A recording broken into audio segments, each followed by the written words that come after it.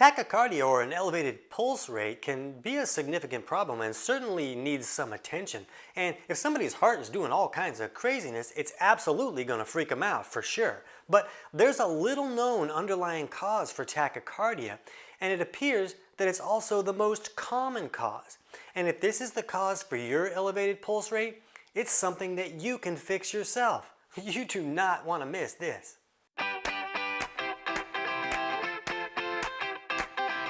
TC Hale is not a doctor and does not claim to be a doctor or licensed in any type of medical field. Don't be an idiot and use anything heard on the show as medical advice. This information should be used for educational purposes only, and you should contact your doctor for any medical advice. Now get off me.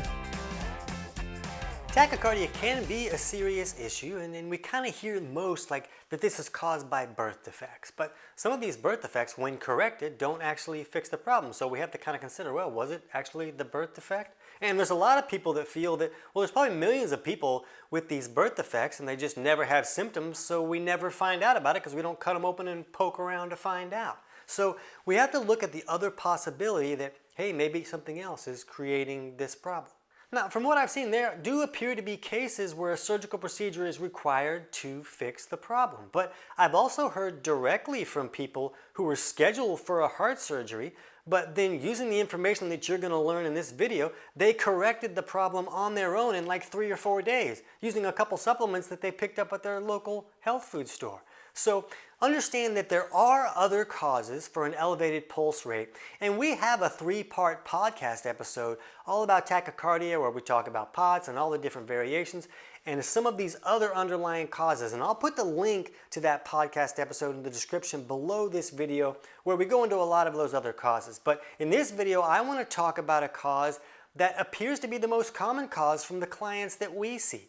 And it's so common that we actually use it as a marker for this problem. So here's how it works.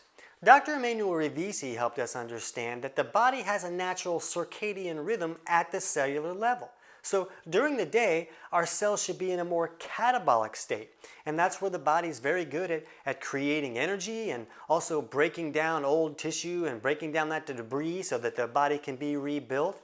So this is an appropriate state for us to be during the day so we can have energy to get through the day. And then at night, the body should move into a more anabolic state where the body is better at doing its resting and then also repairing and rebuilding. So you can see that both of these states are beneficial. They're both good. There's nothing wrong with either one.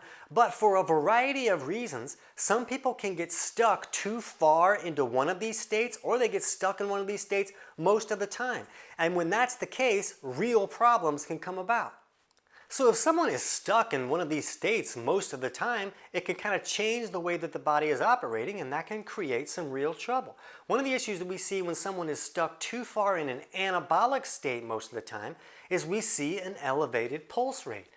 And the opposite is true if someone is stuck too far in a catabolic state. We'll see a low pulse rate there. We even use these for markers to figure out, is a person leaning too far on the catabolic side or too far on the anabolic side. Again, these are not diagnostic markers. A high pulse rate is not a diagnosis of an anabolic imbalance, like we call it, but it's just a marker that shows, hey, maybe the body's leaning too far in this direction. And they'll even tell you, oh, with athletes, if someone's in really good shape, we'll see a really low pulse rate. And the reality is these athletes are training for hours and hours every day, and training and exercising and those types of workout situations are a pro-catabolic activity where the body is breaking down so it can be rebuilt stronger at night. But these people are doing this so many hours every day, they're pushing themselves too far in that breakdown catabolic state, and it's bringing their pulse down.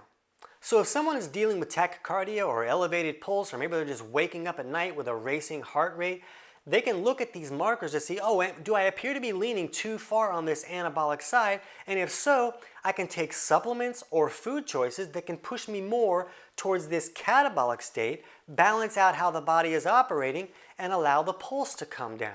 Now, at night is when we are in this anabolic state, and that's why a lot of people will have these racing heart issues in the middle of the night when they wake up and they have these tachycardia problems, because that's when the body moves more into an anabolic state. So if someone's already pushing too far into this anabolic state, at night they're going to magnify even more into that state, and that's why so many people have these issues in the middle of the night. But it's really important not just to look at symptoms, like, other markers that can show up with an anabolic imbalance are like constipation and anxiety, or maybe a person has to get up to pee a lot in the middle of the night.